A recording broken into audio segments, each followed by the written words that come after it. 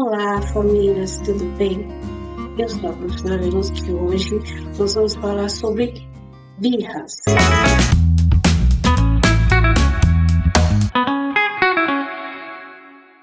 Bom, o que eu tenho para falar sobre birras infantis?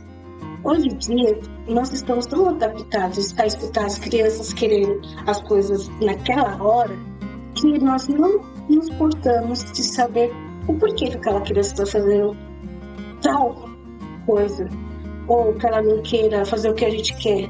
Se a gente, professores, pais, parentes, enfim, nós estamos tão concentrados em querer que eles façam aquilo naquela hora que a gente acaba frustrando.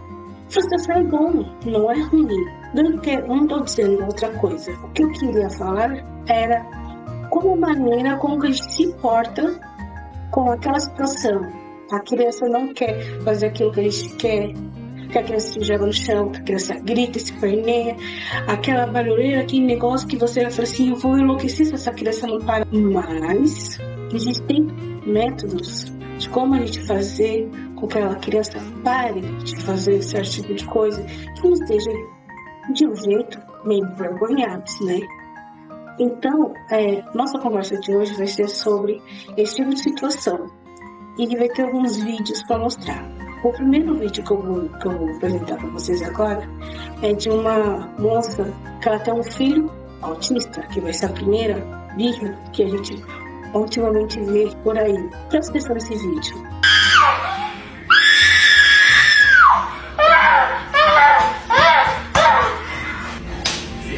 Alice, você pode... Não, um abraço.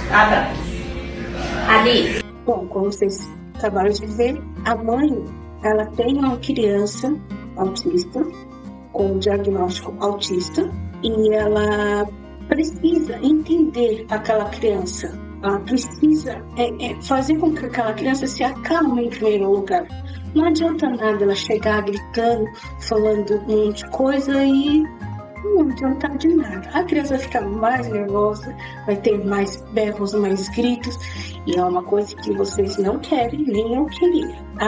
A mãe acolhe aquela criança, a mãe acalenta, ela chega sempre devagarzinho, colocando aquela criança para perto dela. Isso deixa a criança ficando calma. Eu falei assim, opa, eu tô percebendo, ela tá fazendo algo por mim, eu vou começando a me acalmar então. Aos poucos aquela criança vai deixando-se levar, a se envolver pelaquilo que você está falando. Você chegar com uma criança gritando, a criança não vai escutar, ou qualquer tipo de agressividade. Então, nesse momento que essa mãe, ela acolhe a criança dela com divergência, neurodivergência, né? Ela permite com que aquela mãe chegue perto daquela criança que está passando por uma crise. A gente precisa entender como nós devemos identificar uma crise. Aposto que muitos de vocês já passaram pela rua e viram uma criança esperneando porque queria alguma coisa e não deu muito certo, ela também se jogando. Ou muitas vezes uma mãe está num lugar super barulhento, apertado, ou um lugar que faz com que aquela criança com neurodivergente se sinta desconfortável naquele lugar e venha causar as crises. Algumas mães não sabem o que fazer, algumas mães têm vontade de deixar a criança lá e ir embora. Já escutei muitos relatos de mães que têm vontade de abandonar as crianças, né? Como tem outros tipos de saúde, por urgência de saúde, crianças que estão passando por agressões não verbais. Então a gente precisa se concentrar naquela criança naquele momento. O que aquela criança está pedindo? O que a gente precisa fazer? A gente precisa ajudar primeiramente a mãe e aquela criança. Às vezes a mãe está passando por um momento muito difícil. Então, desde a gente julgar aquela mãe que está passando por aquilo, a gente precisa acolher aquela mãe, perguntar se ela precisa de ajuda, né, com aquela criança. O segundo passo é tentar acolher aquela criança, ver se você consegue deixar aquela criança mais calma. Não adianta a gente chegar e não tentar fazer com que aquela criança se acalme, né? Então a gente precisa entender que a gente julgando aquela situação não vai adiantar de nada. Aquela criança vai continuar chorando, aquela mãe vai continuar desesperada e nada daquilo vai se resolver.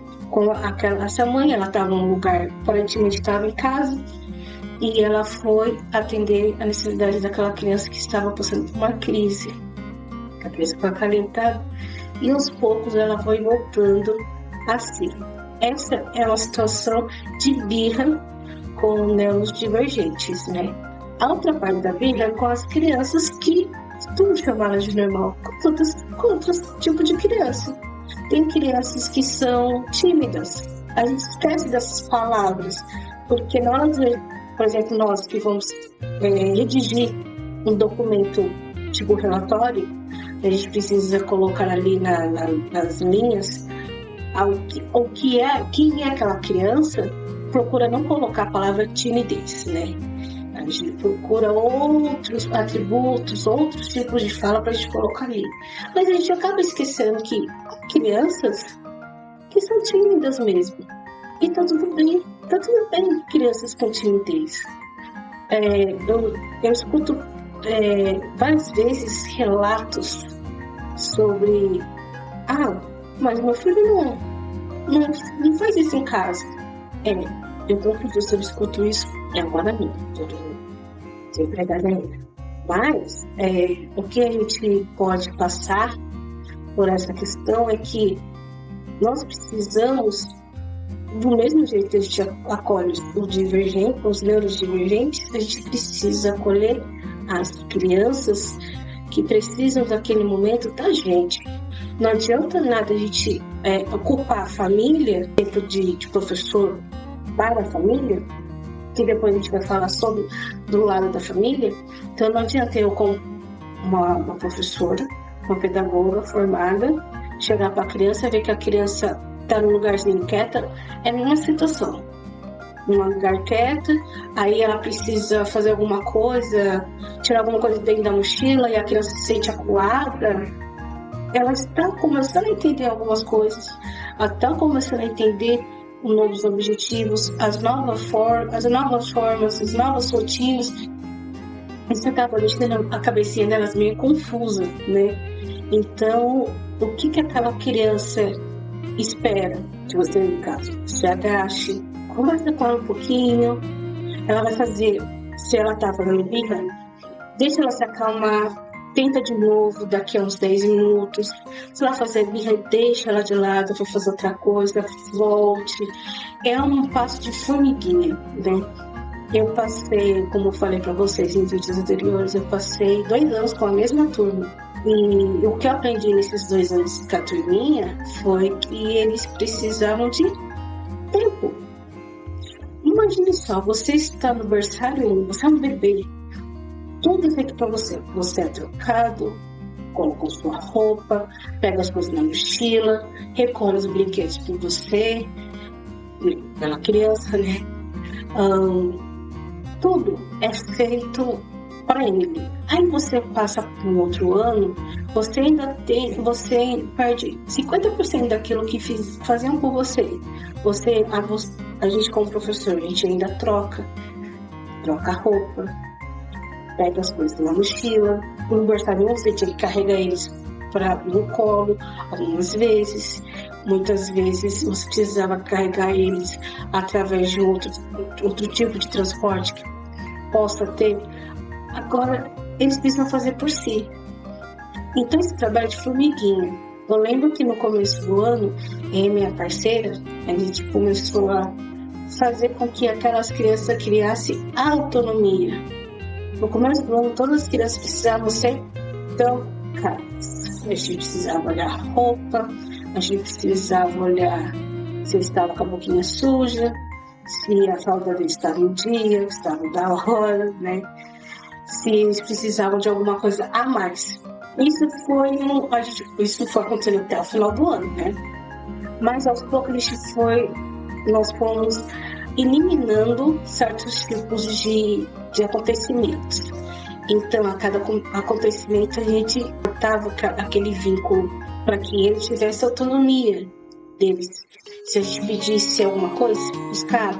E a gente percebeu que isso ia estimulando ele. Isso é bom. E eu deixava até a porta aberta. Quando eles chegavam do café deles, que eles comiam na escola, eles subiam e a porta já estava aberta. A gente precisava bater na porta. Porque até então eles batiam na porta. E agora a porta estava aberta. Chegava, abraçava. Né? Eles próprios pegavam os brinquedos que estavam ali servindo para eles pudessem pegar. Então, aí a gente já pedia agenda. Nesse primeiro momento, eu já não pedia agenda. Lá no mês de outubro, eu comecei a pedir agenda. Um deles já iam pegando nas bolsas e colocando ali. Teve um dia que eu pedi eles pegar a fralda dentro da bolsa, porque eles estavam em processo de amadurecimento, porque eles iam com um mini grupo e sendo eu, minha parceira ou outras pessoas, eles tinham que ver que eles pudessem desenvolver aquilo. Pois bem, a gente fez esse trabalho do rico para que as crianças não sentissem algum certo de bloqueio. E vai ver todo, algumas crianças faziam a birra. Não quero pegar aí, preciso goelar, bater no chão. Eu já fui chutada, já bateu na minha cara, já me deram cabeçada. Mas eu nunca fui ríspida com eles, porque eu sabia que era o momento deles. Quando eles se acalmavam, eu me aproximava novamente e falei assim, olha, vamos lá pegar, vai ser legal. Lá todo mundo pegou. Essa criança, alguns momentos, repetia aquela mesma frustração de antes, ou ela se deixava levar. Poxa, eu vou transformar,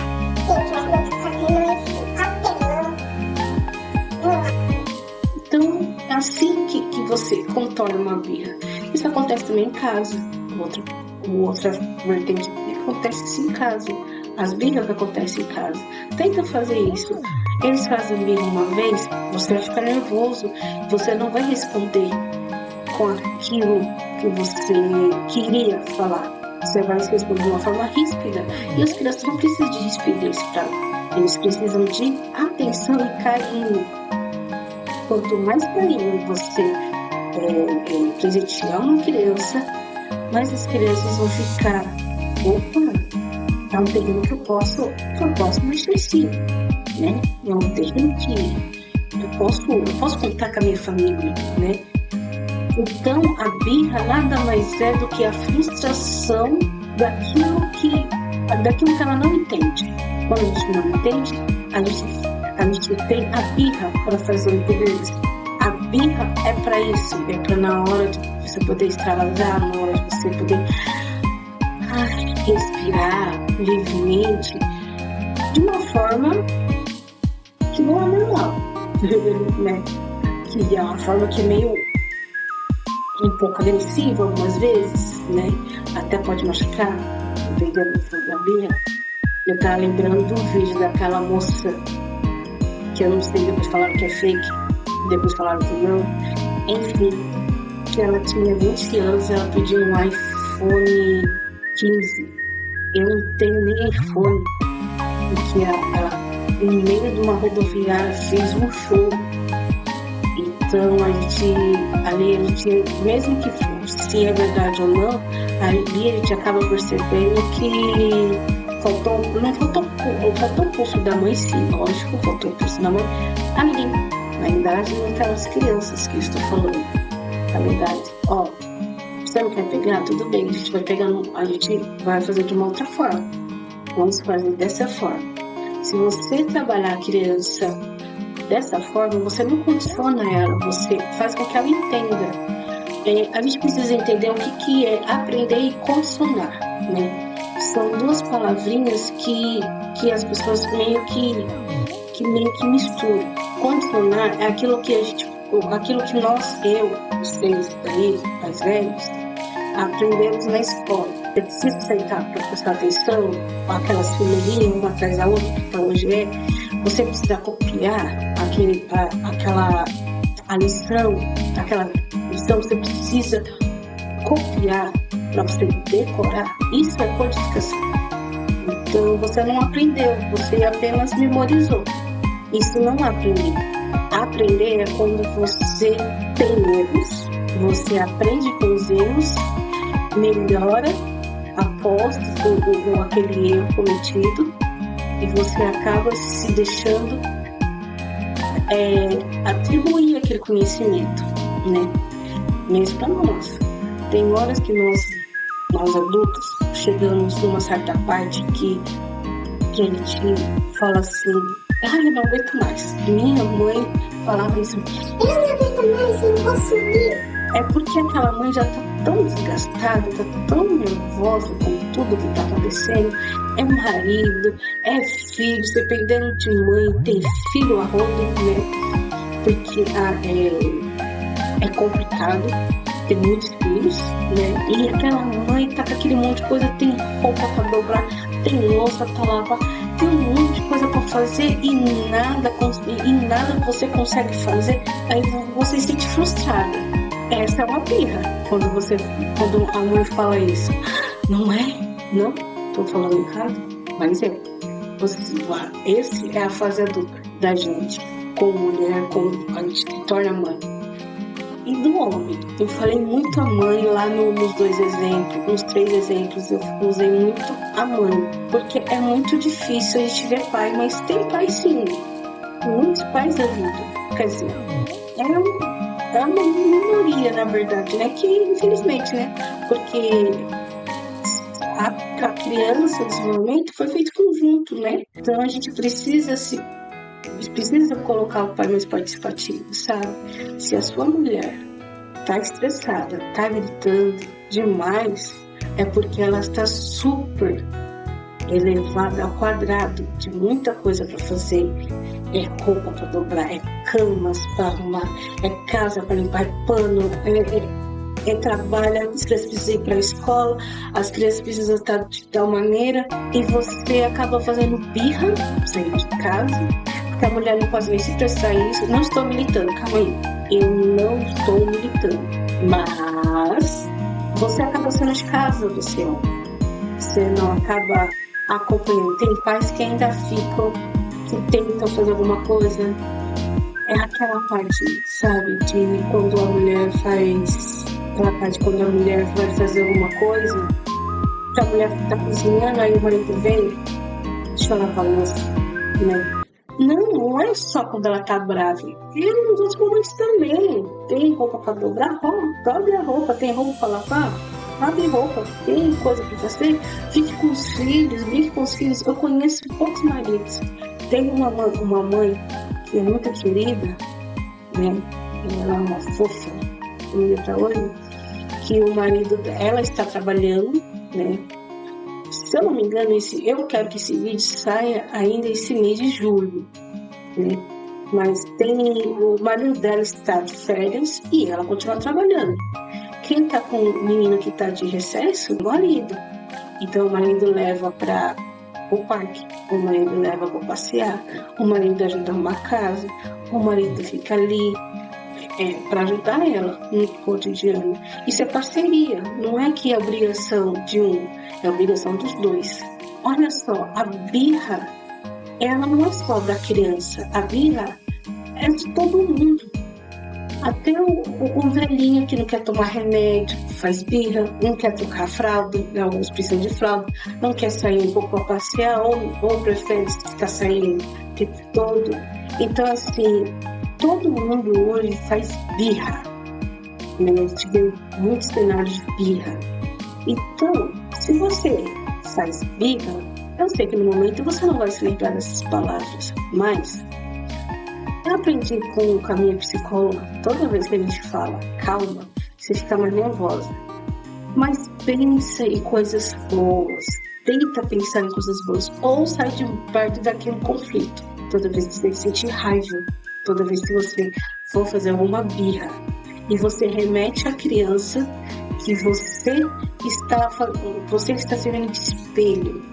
Se você faz birra na frente das suas crianças, daqui a algum tempo, elas também vão fazer birras piores. Pensa nisso. Espero que vocês tenham gostado. Qualquer coisa vocês deixem nos comentários. Você, moças, senhoras, casadas, deixa aqui se o seu marido ajuda você ou não. Qualquer coisa, dá um joinha, tá bom? Manda para uma pessoa que você queira que esse vídeo. Coloca aqui quais os outros temas pedagógicos que vocês querem que discute, que eu possa também fazer essa transição entre casa e escola. Eu acho que é só. Muito obrigada e beijos para vocês. Até mais.